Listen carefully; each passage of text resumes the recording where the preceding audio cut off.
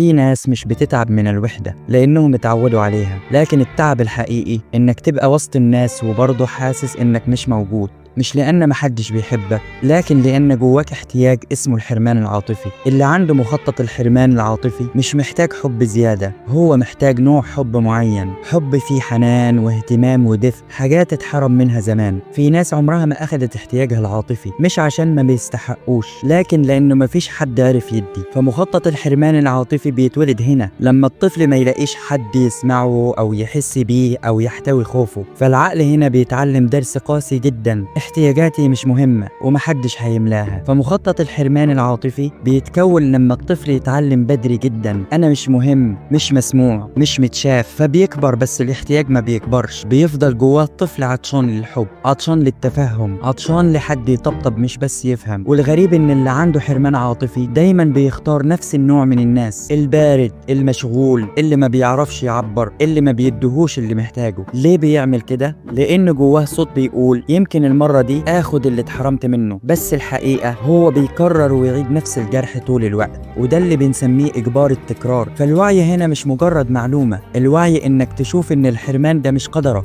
ده مخطط اتعلمته ومع الوقت ممكن تفككه. ونقطة التوازن بتاعت النهاردة: ازاي تتعامل مع مخطط الحرمان العاطفي. اعترف باحتياجاتك، لو ما اعترفتش بيها مش هتتشبع. اكتب: انا محتاج ايه؟ محتاج اهتمام ولا تعاطف ولا حنان؟ اختار ناس قادرة تدي، فمش كل الناس عندها القدرة على الاحتواء. والنضج انك تختار مش انك تتعلق. اتعلم تطلب بطريقة ناضجة، اطلب دعم او انصات، مش بنبرة لوم ولا بدور الضحية. اكسر دايرة اجبار التكرار. فلو كل علاقاتك شبه طفولتك، اعرف انك مش بتعيش الحاضر انما بتعيد الماضي. ابن لنفسك مخزن الامان الداخلي بانك تحب نفسك قوي وتقدرها وتدعم ذاتك باستمرار. وعشان الوعي من غير خطوات عملية، مجرد معلومات، محتاجين نشتغل عمليا. فالخطوة الاولى: سمي الجرح. عبر في جملة واحدة عن الاحتياج اللي اتحرمت منه. كنت محتاج حد يسمعني، كنت محتاج دفء، كنت محتاج حد يهتم بيا. فالتسمية هي اول تفكيك للمخطط. الخطوة الثانية: راقب اختياراتك.